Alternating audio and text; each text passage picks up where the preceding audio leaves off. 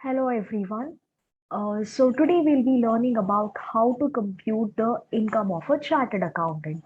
We are already done with computing the income of lawyer and a doctor. The third one that you should be learning for your examination is how to compute the income of a chartered accountant. Again, the format is pretty simple. You would be taking all those receipts which are genuinely related to the profession. From those receipts, you will be deducting the expenses. If you have a look at this, the format says that audit fees, gain from accountancy work, consultancy service, institute fees, examiners fee, gift from clients, and CAs will write articles in your professional journals and they would receive remuneration from it. All these are typical income or receipt for that of a chartered accountant. So you will be adding all of these, and then comes the professional expenses. The expenses which are genuinely connected to the profession of a chartered accountant.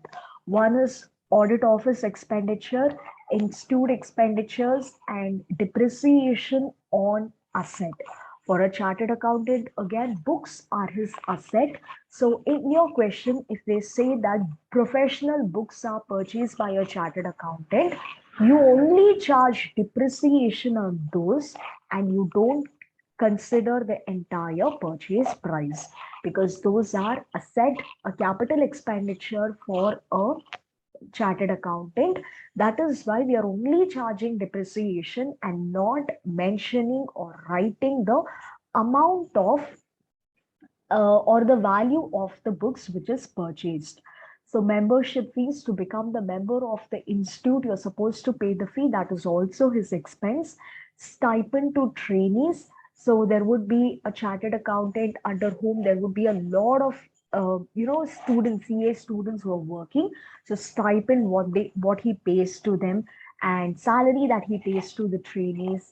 The next one is subscriptions and professional tax. These are all the professional expenses that needs to be paid by a chartered accountant. So during his normal course of profession. Now we'll solve a problem so that you will get a better picture of the same. So to begin with, this is the question which was asked in 2016 question paper under 14 marks. On the left hand side, you can see some some receipt, and on the right hand side, you can see some expenses. We will have to just classify what is related to profession. Only those expense will be taking or those income which are related to profession, only those needs to be picked up and we'll have to find out what is his income from profession. So you will have two columns for this. The two columns will be particulars and amount. So particulars and the amount column. So to start off first, the first one is the audit fee. Audit fee, if you look at the format clearly says that audit fee is a professional receipt. So you write the heading as professional receipt, and the first item that we have over here is audit fees. And the amount of audit fee is 2 lakh rupees. So we will be writing that 2 lakh.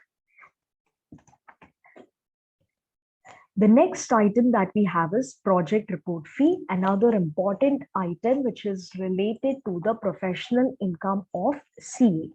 So project report fee, and the amount is 2,50,000. 2,50,000. The next one, we forgot tax consultancy fee. Definitely, a lot of people approach chartered accountants, consulting them how they could save their taxes. So that is tax consultancy for which the chartered accountant will charge fee. So that is also a part or income related to his profession itself. So tax consultancy fee, and the amount that we have is 2,50,000. 2,50,000. The next item that we have over here is accounting software charges.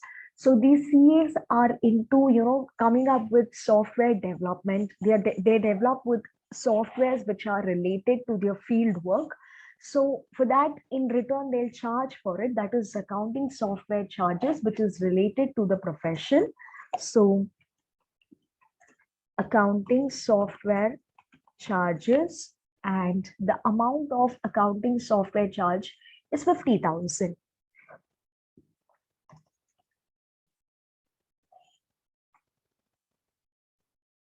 The next one is guest lecture in CA Institute.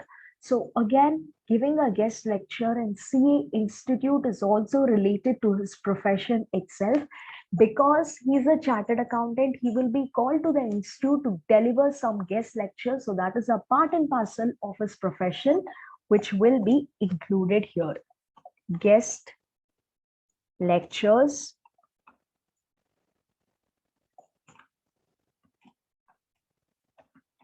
Institute.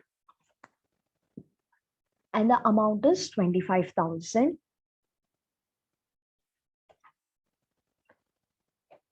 The next one is bank interest. Of course, bank interest has nothing to do with his profession. Just because he's kept some amount in the bank, he's received the interest. That has nothing to do with his profession. So we'll be ignoring that. The next item is remuneration as member tax reforms commission.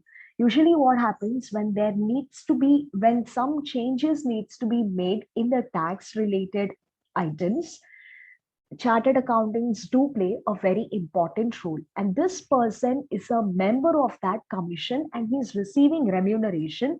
He is a member because he's a chartered accountant. Because of the profession, he's a member for which he's receiving the remuneration. So again, that is definitely related to his profession itself. So member tax remuneration as member of tax reform commission. And the amount that we have over here is 20,000. So that will sum up to, when you add all of the professional income, the total will be 7,45,000. The next thing that we're supposed to take is the less professional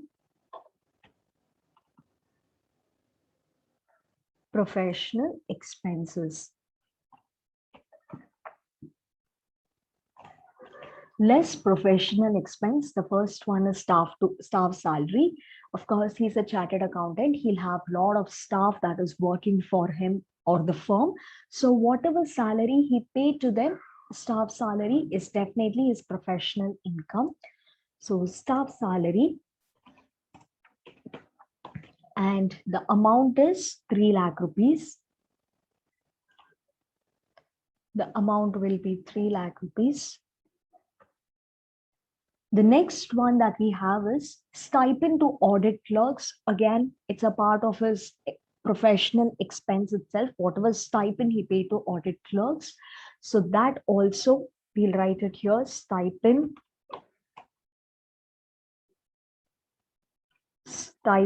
to audit clerks, and the amount is 1 lakh. The amount is 1 lakh. The next one, office rent. Chartered accountants will have their own office. They're supposed to pay rent for the same, which is related to his profession. So since it is related to his profession, we will be writing it over here. Office rent, and the amount of office rent is 90,000. And the next item is software development expense. Like I said, he's into developing some software related to his profession. So those expenses are again a part of his professional expense itself. The software development expenses and the amount will be equal to 10,000. The amount will be equal to 10,000. Office expense, yes, definitely a part of it. So let's take office expense because it's again a part of his profession itself. Office expense and the amount is 1,25,000.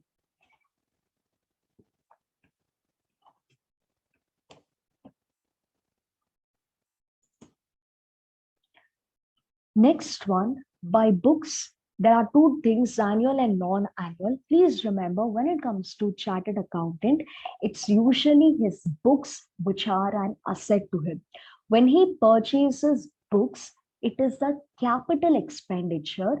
And in case of books, you will only calculate the depreciation. Okay, you will only calculate the depreciation.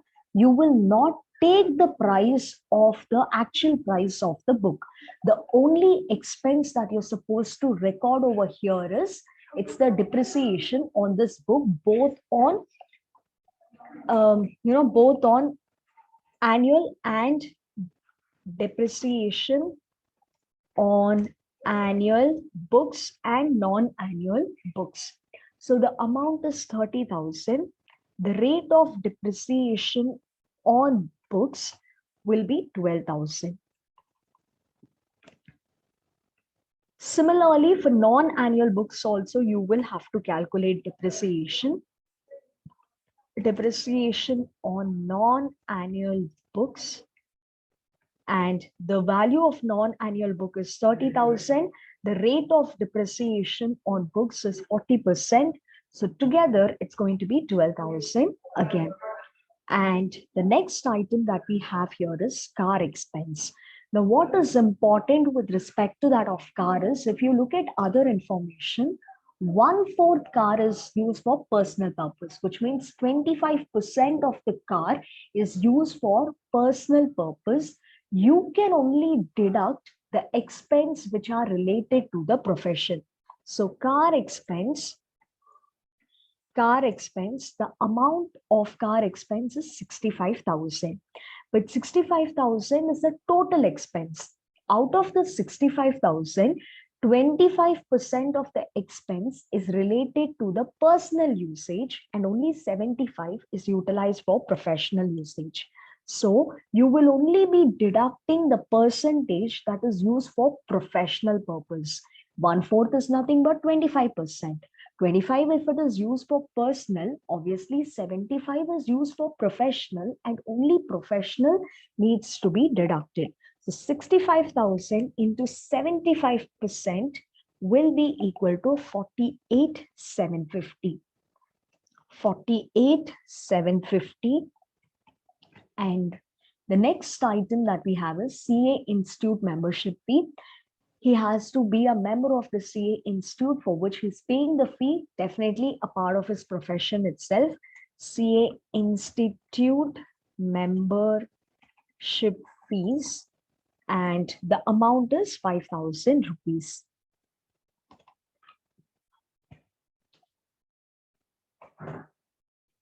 The next item that we have, contribution to PPF. Any contribution that he makes to PPF or Public Provident Fund is his personal expense. Remember, RPF or SPF is related to the business because you're contributing towards your employees' provident fund.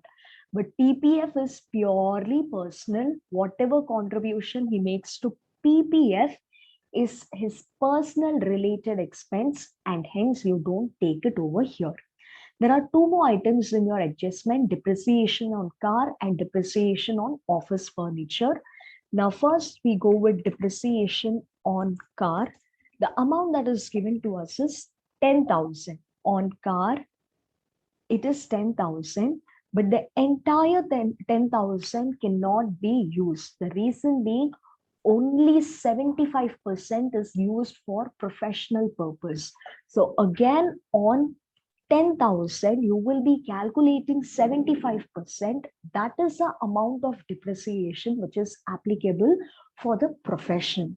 So the rest 25% will be applicable only for personal use, which we don't show it over here. So here also car expense, we have taken 75%, depreciation also we have taken 75%. The reason being only 75% is used for profession purpose, and only professional expense we are showing it over here. So that will be equal to 7,500. And the last item that we have here is depreciation on office furniture.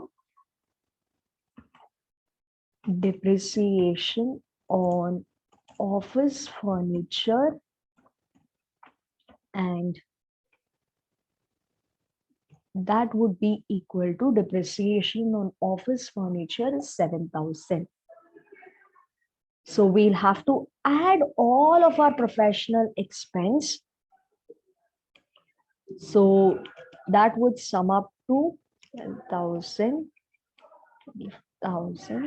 48, 750. So the total of which will be equal to 7,17,250. 7,70,250. And finally, your taxable professional income is 77,750. So that's how you compute your income from profession of a chartered accountant. Please go through it. If you have any doubts, let me know. And thank you.